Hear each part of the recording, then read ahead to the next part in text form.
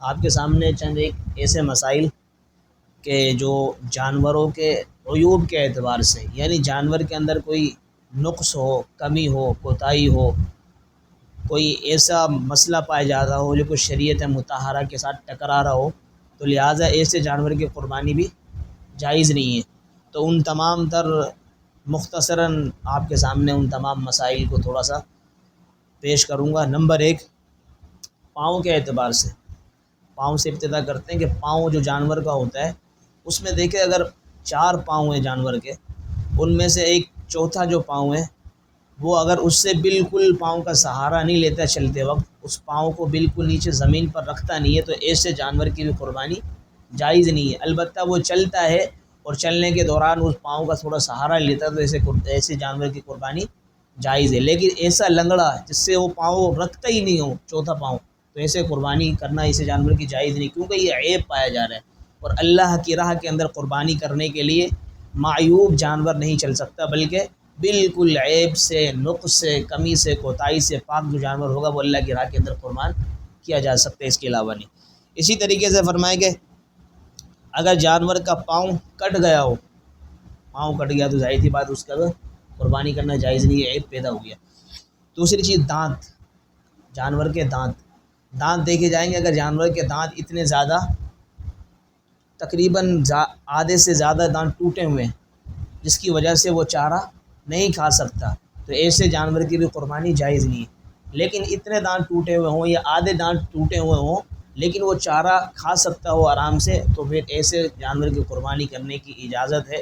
البتہ کوشش یہ کرنی چاہیے کہ جانور کے تمام دانت بالکل بھی کیا ہو، صحیح سلامت ہو، اس طرح کا جانور خریدا جائے۔ لیکن اگر جانور کے دانت کم ہیں لیکن چارہ وہ راحت اور آرام سے کھا رہا ہے، کوئی مشقت اس کو پیش نہیں آ رہی، تو ایسے جانور کی قربانی کی اجازت ہے، جائز ہے۔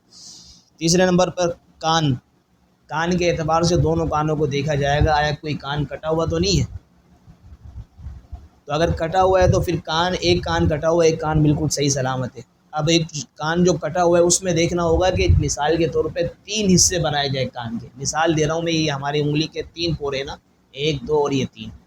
یہ 3 پوروں میں سے یہ ایک حصہ، یہ 2، یہ تہائی حصہ، یہ تیسرا حصہ کہلائے گا۔ اب اس کے اندر سے دیکھنا ہوگا کہ اگر کان کا تہائی حصہ یا اس سے زائد، یعنی یہ ایک پورا پورا اور اس سے آگے تھوڑا سا ہی ہے، اتنا کٹا ہوا ہے کان کا تیسرا حصہ ہے، تیسرے سے تھوڑا سا زیادہ، تو اس جانور کی قربانی جائز نہیں ہے۔ اگر تیسرے حصے سے کم کٹا ہوا، یعنی یہ تیسرا جو پورا ہے اس سے کم کٹا ہوا ہے، آدھا کٹا ہوا، آدھا پورا، یا اسی طریقے سے تھوڑا سا زیادہ، تو اس جانور کی قربانی کی اجازت ہے۔ البتہ پورا ایک تہائی حصہ کٹا ہوا ہو یا تہائی حصے سے زیادہ کٹا ہو، ایسے جانور کی قربانی کی اجازت نہیں ہے۔ لہٰذا ان تمام تر عیوب کو سامنے رکھنا چاہیے، یہ نہ ہو کہ ان تمام تر عیوب کے باوجود ہم قربانی کر رہے ہو لیکن ہمارے اللہ کے ہاں قربانی جائز نہ۔ اسی طریقے سے آپ سینگ کی طرف چلے، سینگ ہیں قربانی والے جو جانور ہے اس کے سینگ دیکھے جائیں، بسا اوقات ایسا ہوتا ہے کہ پیدائشی سینگ نہیں ہے تو ایسے جانور کی قربانی بھی جائز ہے۔ بسا اوقات ایسا ہوتا ہے پیدائشی سینگ ہیں لیکن کسی وجہ سے، کسی چیز میں اٹکنے کی بنا پر یہ جانور گر گیا ہو، سینگ کوئی ٹوٹ گیا ہو، ایک سینگ ٹوٹ گیا ہو یا دوسرا سینگ جو ٹوٹ گیا ہو، اگر وہ جڑ سے ہی نکل گئے ہوں تو پھر تو قربانی جائز نہیں ہے۔ اگر سینگ کا کچھ حصہ ٹوٹ گیا ہو لیکن جڑ سے نہ نکلے ہوں تو پھر قربانی کی اجازت ہے، اس قربانی جائز ہو جائے گی۔ اسی طریقے سے دم کی طرف آ جائے، دم ہے، جانور کی دم ہوتی ہے، اب دم کے اندر بھی وہی کان والا مسئلہ چلے گا، دیکھا جائے گا 3 حصے کر لیے جائے دم کے، اگر تہائی حصہ، تیسرا حصہ یہ اس سے زائد کٹی ہوئی ہے دم،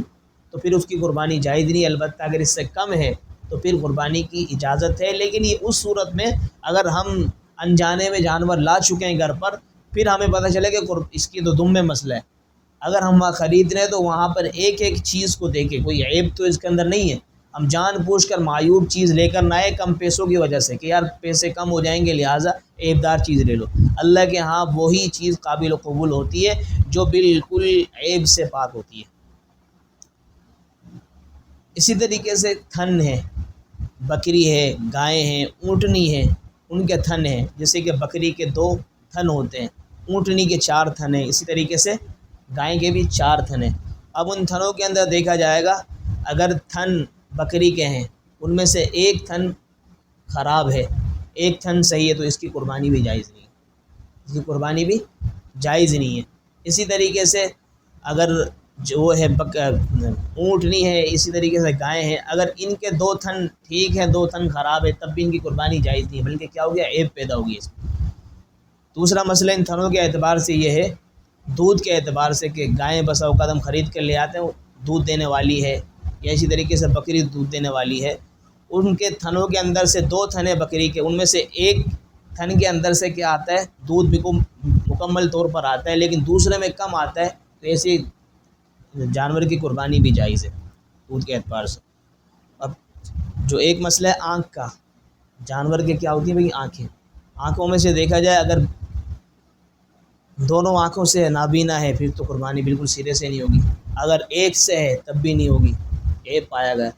اگر دیکھا کہ بھئی ایک ہوتا ہے بھینگا پن، ایک ہوتا ہے کانا پن، سمجھتے ہو کانا پر اور بھینگا پن، کانا اور بھینگے میں کیا فرق ہے، کوئی بتا سکتا ہے بھئی؟ کانا کہتے ہیں کہ ایک آنکھ سے بالکل کیا ہو، نابینا ہو، بھینگا کہتے ہیں آنکھ سے نظر تو آتا ہو لیکن تھوڑا سا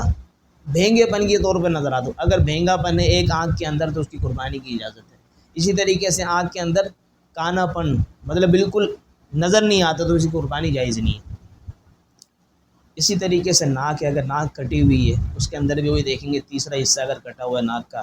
تھوڑی سی کٹی ہوئی ہے تو کوئی مسئلہ نہیں ہے۔ کسی بنا پر جسے جانور آپس کے اندر لڑ جاتے ہیں، لڑنے کی بنا پر زخمی کر دیتے ہیں، ناک کٹ جاتی ہے کسی وجہ سے، تو اس کی اجازت ہے، البتہ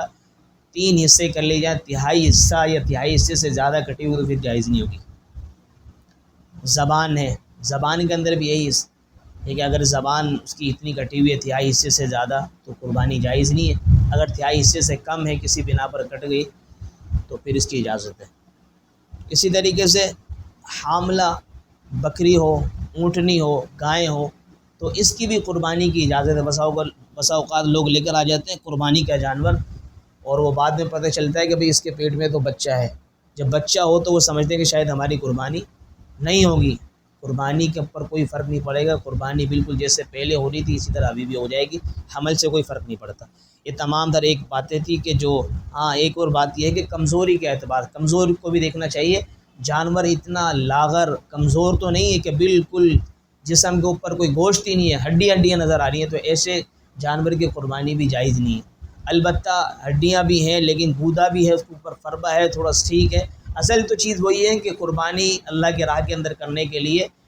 ایسی چیزوں کو ملحوظ رکھنا چاہیے کہ جو خوبصورتی پر مشتمل ہو، اچھے پن پر مشتمل ہو، حسن پر مشتمل ہو اور اچھے پیسوں کی طرف مشتمل ہو، کہ اچھی چیز لائی جائے اللہ کی راہ کے اندر قربان کرنے کے لیے۔ جیسے کہ اللہ رب العالمین خود ارشاد فرماتے ہیں کہ لن تنالوا البر حتی تنفقوا مما تحبون، تم نیکی کے اعلیٰ درجے پر ہرگز نہیں فائز ہو سکتے، نہیں پا سکتے اعلیٰ درجے کو جب تک کہ تم اللہ کی راہ میں وہ چیز خرچ نہ کر دو جو تمہیں سب سے زیادہ محبوب اور پسندیدہ ہے۔ تو اللہ کی راہ کے اندر خرچ کرنے کے لیے، اللہ کی راہ کے اندر قربان کرنے کے لیے اچھی سے اچھی چیز، اچھے سے اچھا جانور، اچھے سے اچھا مذبح کے اندر مطلب ایک جانور لایا جائے، جس کی وجہ سے اللہ رب العالمین ہماری اس بہترین جو عمدہ طریقے سے یہ فریضہ ہے اور یہ قربانی ہے اس کو قبول فرمائے۔ اللہ تعالیٰ عمل کی توفیق عطا